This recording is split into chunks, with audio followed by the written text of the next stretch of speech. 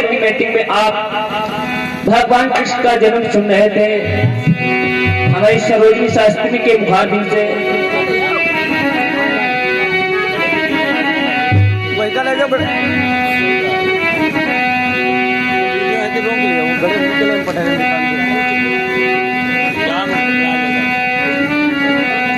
कंस के चचेरे भाई थे वसुदेव और उनकी एक बिटिया थी, उसका नाम था देवकी।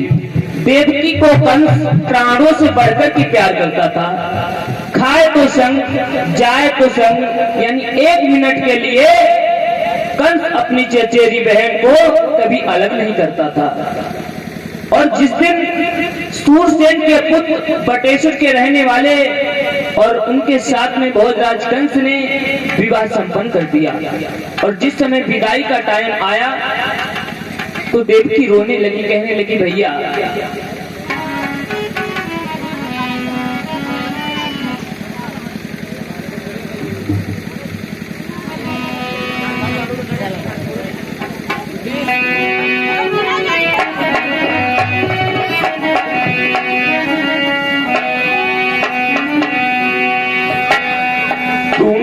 काहे कुप्याई विदेश ओ भैया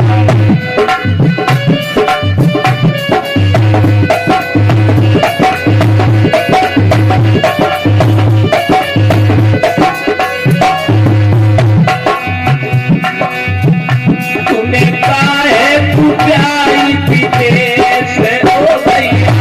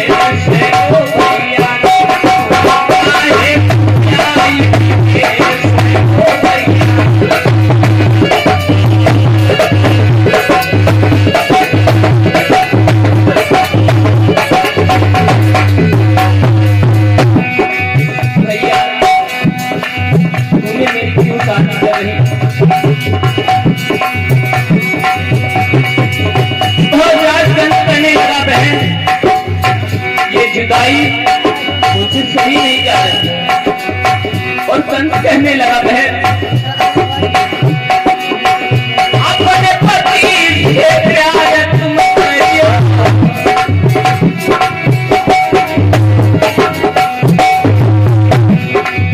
सास ससुर को सेवा से भरियो,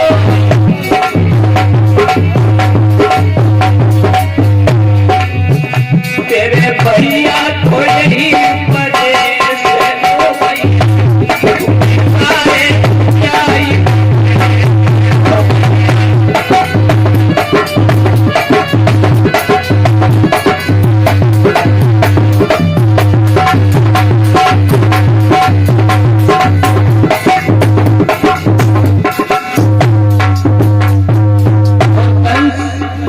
अपनी बहन को विदा कर रहा है।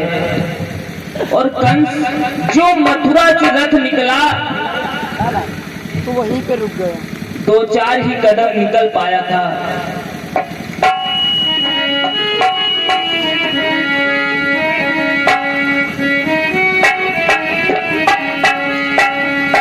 रथ में देवकी जा रही थी, रथ में देवकी जा रही थी, पीछे से एक रिसाला है।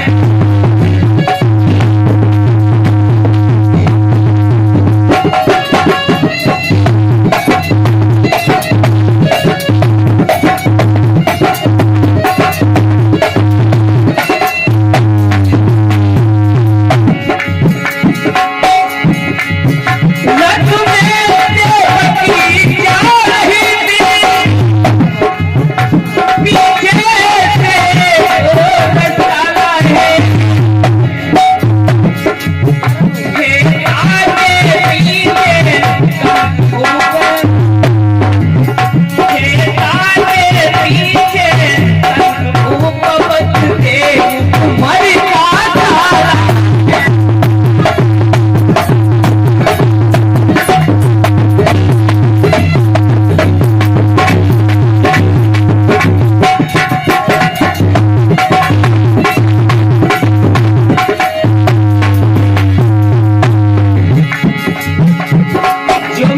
से रक्त निकला, रक्त में देखो कि क्या है, पीछे नजारा है, आगे पीछे ऊपर तुम्हारी बात वाला है।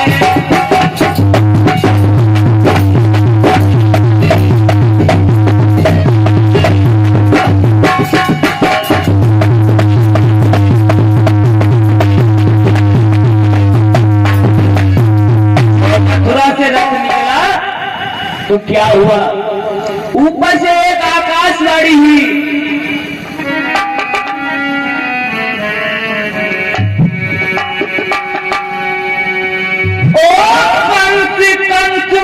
फूल जरा ये फूल फूल को मिलाएगा, ये फूल फूल को मिलाएगा,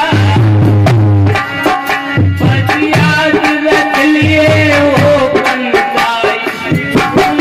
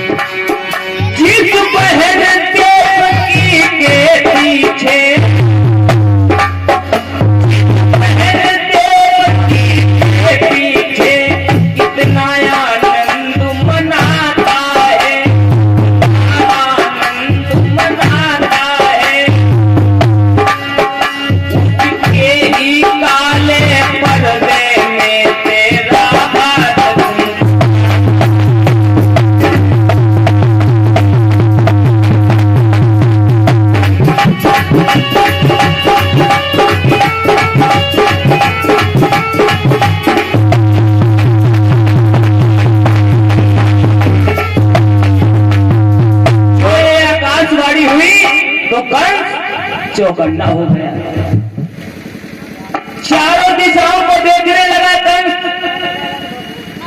देवकी कहने लगी भैया क्या हुआ, कंस कहने लगा तुमने क्या आकाशवाणी नहीं सुनी।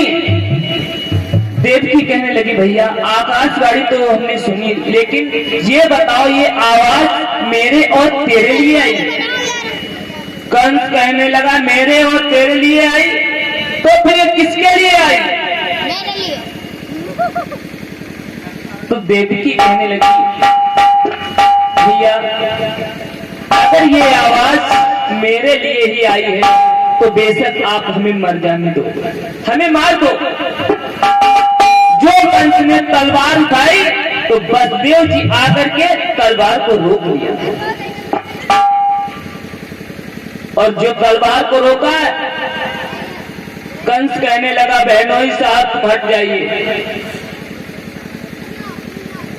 क्यों? तुमने हमारी तलवार क्यों पकड़ी? कंस कहने लगा मैंने क्या कहा, तुम हट जाइए। तो देवकी कहने लगी भैया मेरी बात सुनो,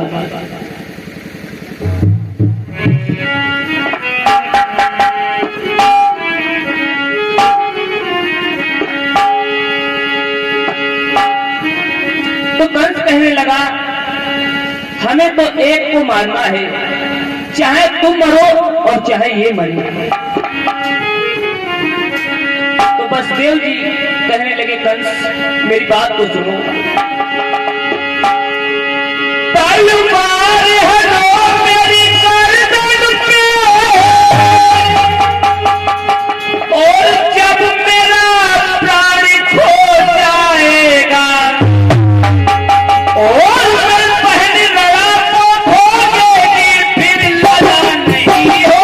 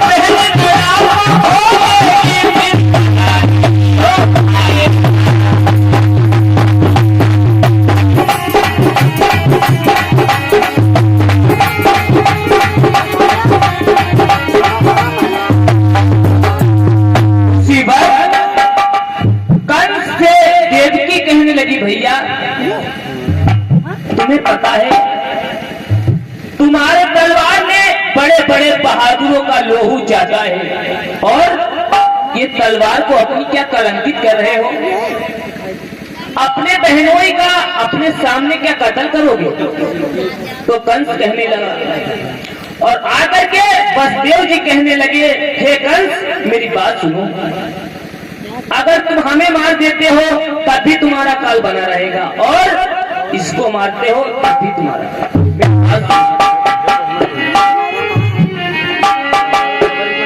ये तो मेरी प्राण प्यारी है, इसलिए पैदा है माई तुम्हें, और से अरे दुश्मनी है क्या लालच कोई।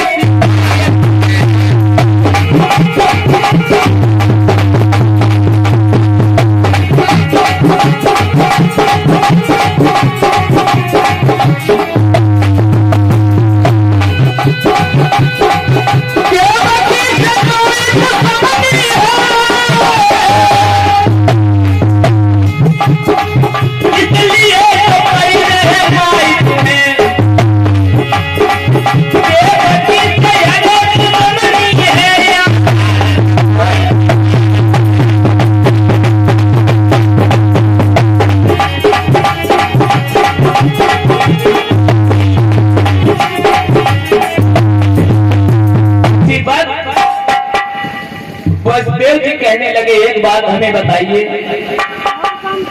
तुम्हें इससे डर है या इसकी औलाद से? तो कंस कहने लगा, हमें इससे नहीं बल्कि इसकी औलाद से डर है। तो सुनो मेरी बात,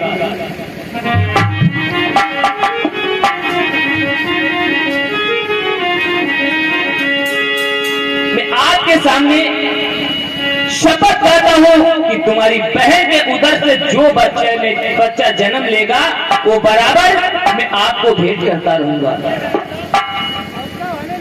तो कंस को दया आ गई और कंस ने छोड़ दिया है।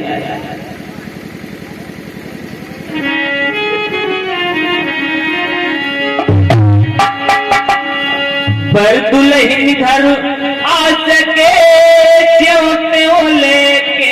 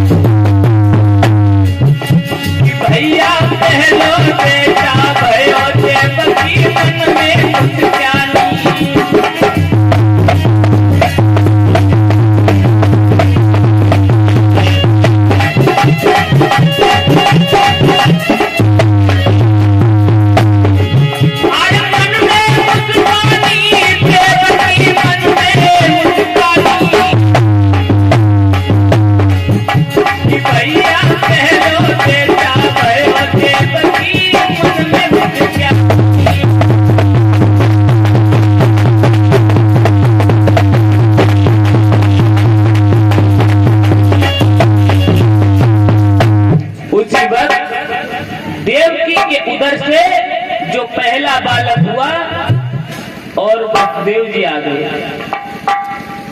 वसुदेव जी कहने लगे कि हे भद्रे, तुम जिस बच्चे को इतना प्यार दे रही हो, तुम्हें ये नहीं पता है शायद ये कंस का भोजन है। ये बच्चा हमें दो। मैंने कंस से शपथ खाई है कि मेरे पत्नी के द्वारा जो भी बच्चा होगा वो हमेशा आपको मैं भेंट करता रहूंगा। और वसुदेव ने उस बच्चे को छीन लिया है और जो चले हैं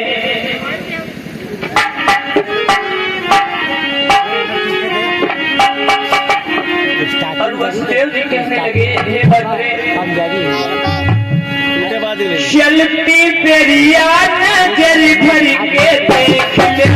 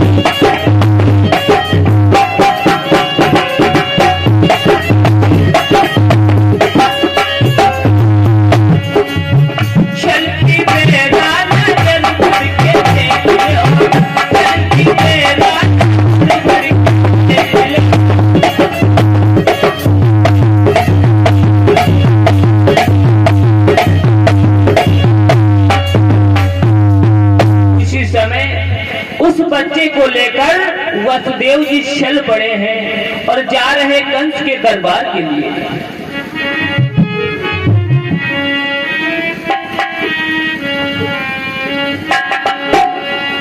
चलती ले लाल को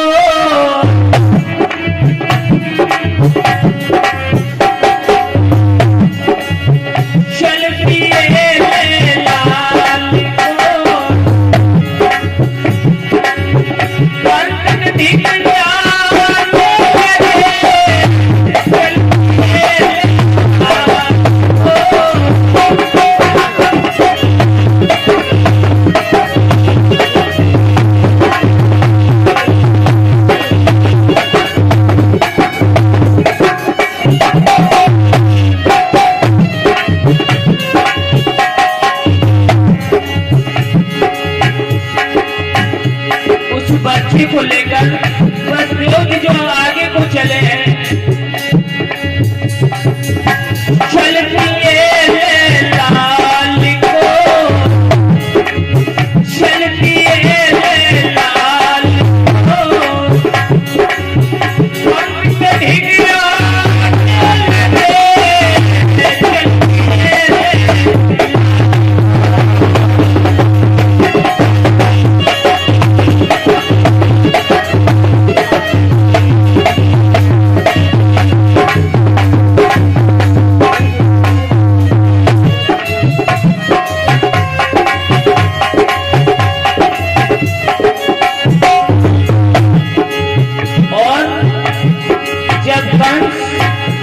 के पास में आए हैं। हरी सभा में जाइए, हरी सभा में जाइए, वो मात बोलो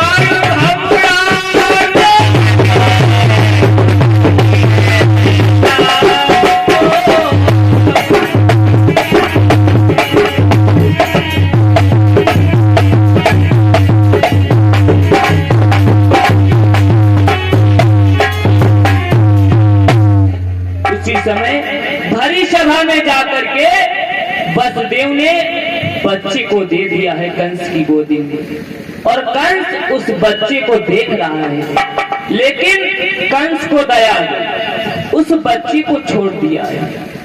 वसुदेव जी कहने लगे, क्यों, ये तो मेरा पुत्र है, आप इसको क्यों नहीं मारा? तो कंस कहने लगा कि हमारा काल तो 8वां है, लेकिन ये पहला बच्चा है, और कंस ने उस बच्चे को वापस कर दिया है। और जब वसुदेव जी लेकर के उस बच्चे को देवकी को दे दिया है, और देवकी कहने लगी, भैया मैं भगवान से यही प्रार्थना करती हूँ कि हमारे एक बच्चे के बदले में 100 बच्चे ऐसे बलिदान कर दूंगा, लेकिन भैया तुम्हारे लिए मौत ना आए। और इधर वसुदेव जी अपने घर में आनंद मना रहे हैं, उधर महर्षि नारद का पदार्पण होता है।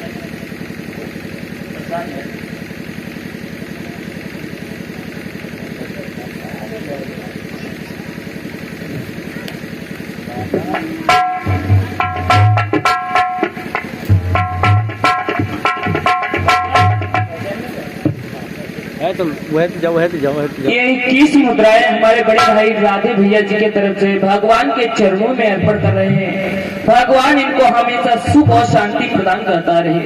बोलिए गोविंद भगवान की।